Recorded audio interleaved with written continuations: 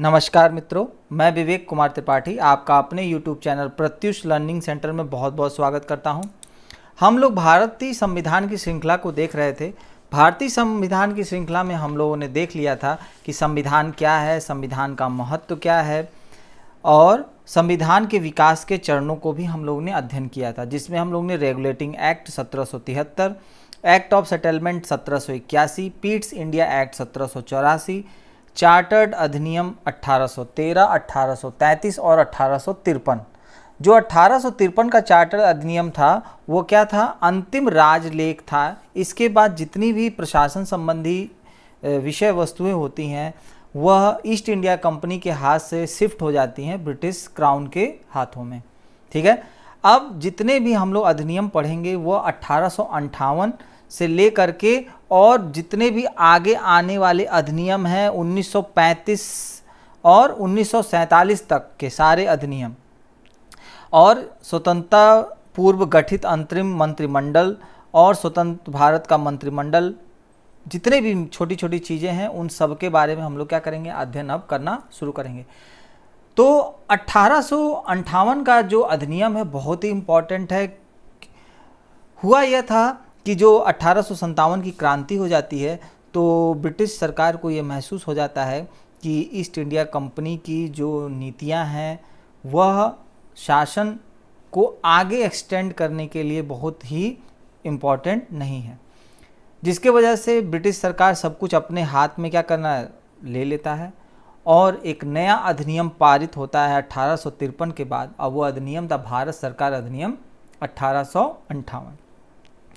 तो इसके पीछे की पृष्ठभूमि ये थी कि लॉर्ड पामस्टन जो थे ब्रिटेन में 12 फरवरी 1858 मतलब 12 फरवरी 1858 को भारत में दोहरे शासन के दोषों को क्या करना था? इनको दूर करने के लिए एक विधेयक संसद में क्या करते हैं? प्रस्तुत करते हैं। लेकिन ये विधेयक पेश तो हो जाता है, लेकिन किसी कारणवश इनको क्या करना पड़ता है? त्यागपत्र देना पड़ जाता है और यह विधेयक फिर क्या हो जाता है? वहीं पर रुक जाता है। इसके बाद एक आते हैं प्रधानमंत्री लॉर्ड डर्बी।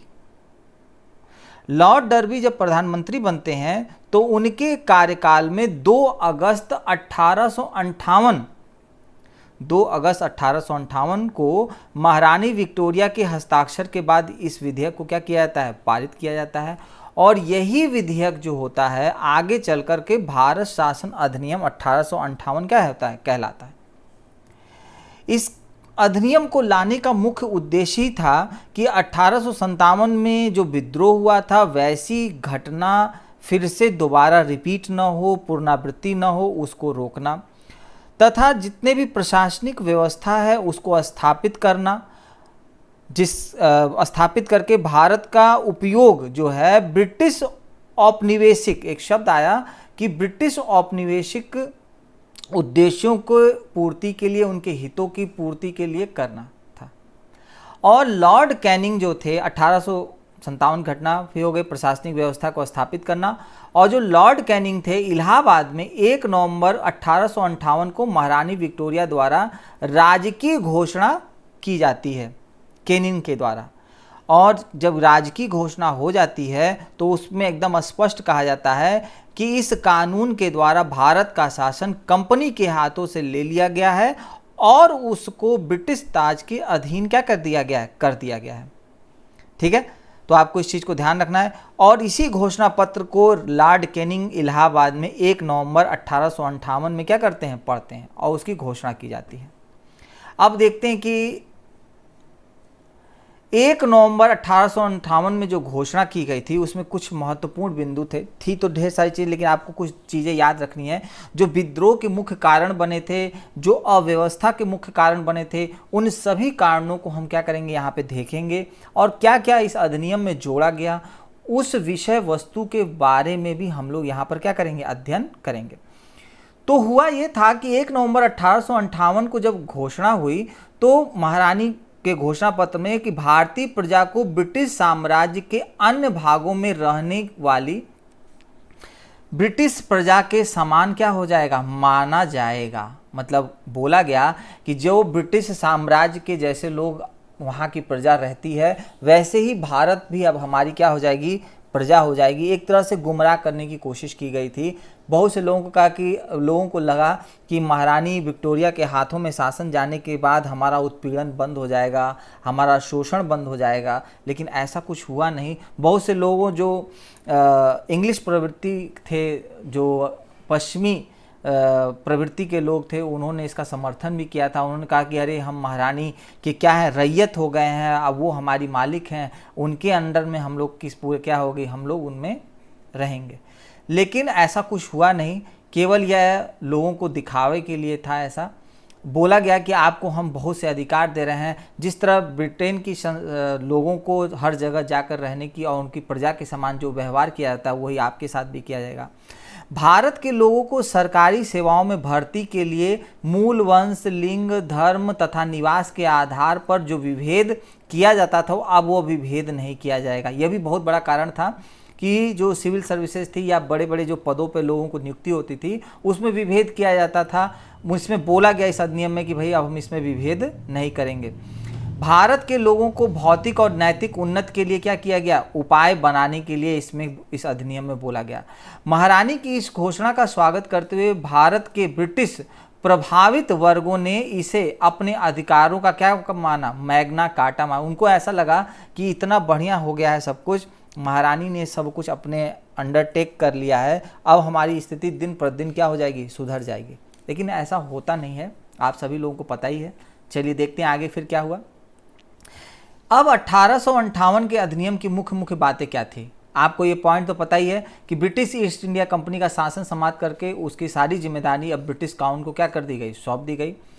पीस्ट इंडिया एक्ट जो 1784 था, उसमें जो बोर्ड ऑफ कंट्रोल एवं कोर्ट ऑफ डायरेक्टर्स जो गठित हुआ था, उसको क्या कर दिया गया, समाप्त करके इसके समस्त अधिकारों को क्या कर दिया गया, ब्रिटिश मंडल के एक सदस्य को सौंप दिया गया। और वो सदस्य कौन था, भारत राज्य सचिव, ठीक है ना। और जो भारत राज्य सचिव था, यही जब दादा भाई नेहरू जी आगे चल के जब 1885 के बाद विरोध होता है इसका, तो यही बोलते हैं कि भैया इसका जो पैसा है, इसकी सैलरी है, सब कुछ हमारे अकाउंट से जाता है, हमारे बजट से जाता है, और ड्रेन वेल्थ थ्योरी आती है, बहुत कुछ आता है। आगे आपको सब कुछ मिलेगा, इसमें देखेंगे आप लोग, ध्यान रखिएगा।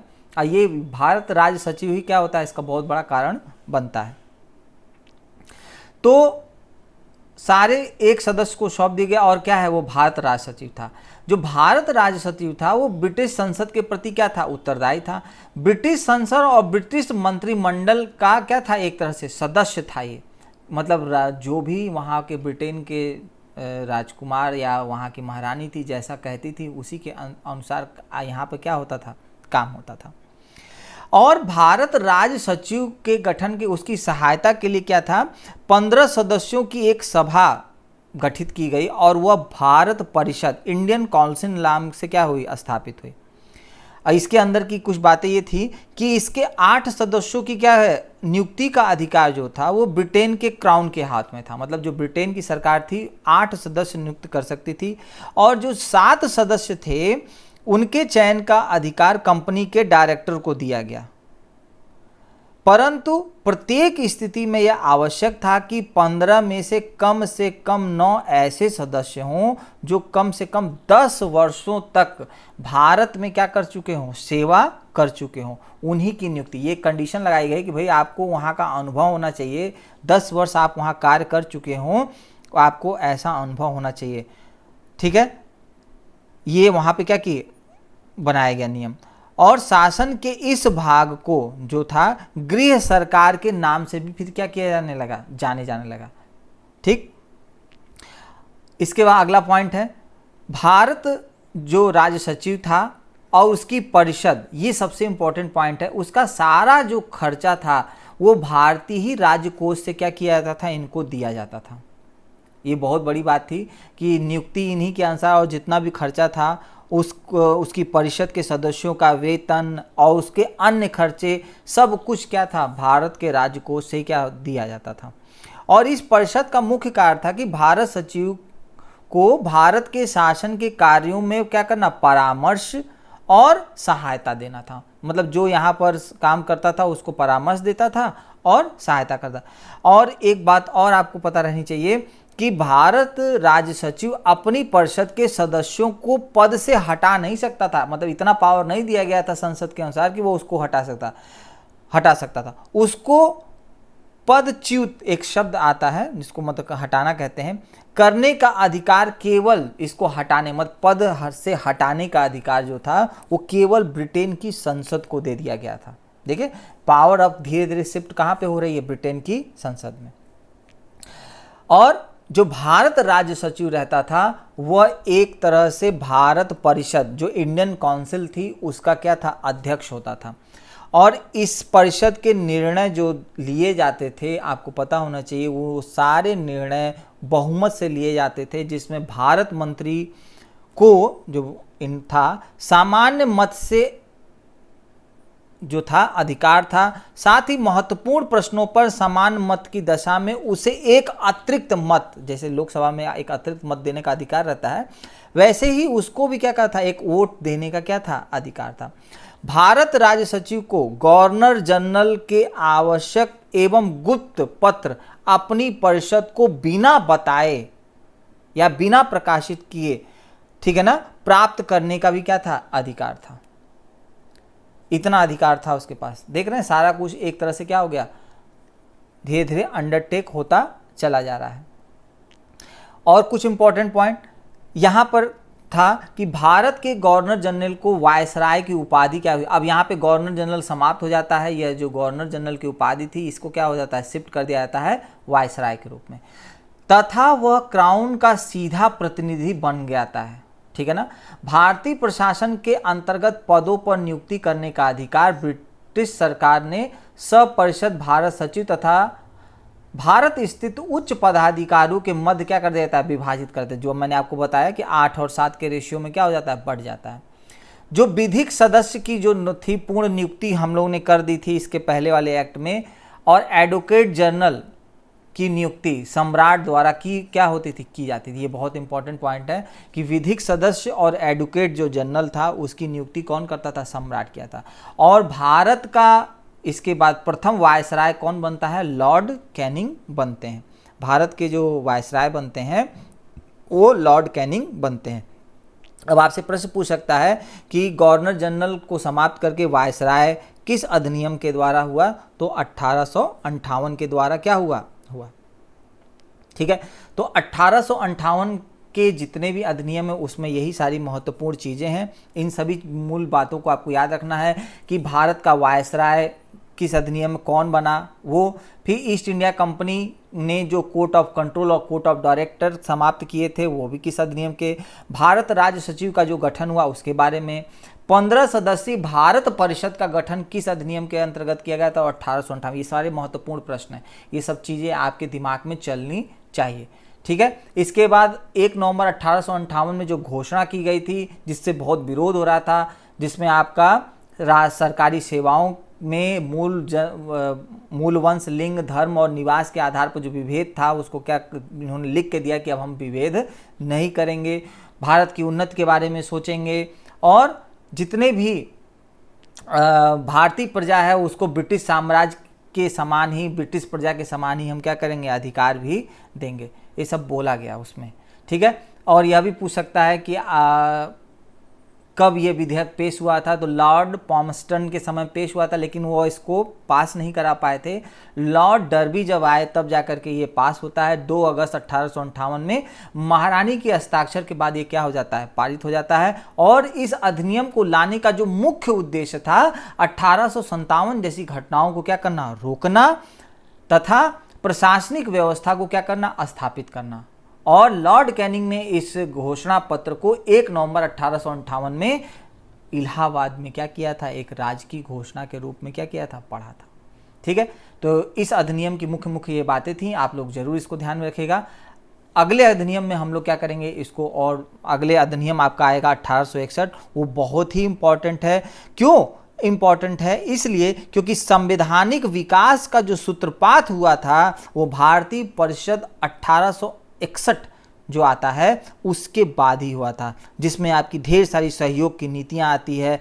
सर्वप्रथम भारतीयों को शासन में भागीदार बनाने का जो बात होता है वो किस अधिनियम से होता है? भारतीय परिषद अधिनियम 1861 से। अगला अधिनियम भी बहुत इंपॉर्टेंट है, ठीक है। तो वीडियो कैसा लगा? आप लोग वीडियो के अंत में मैं छोटे छोटे वीडियो बना करके आपको डालता रहूँगा, आप महत्वपूर्ण बातों को इसमें समझते रहिएगा, ठीक है। तब तक के लिए जय हिंद, जय भारत।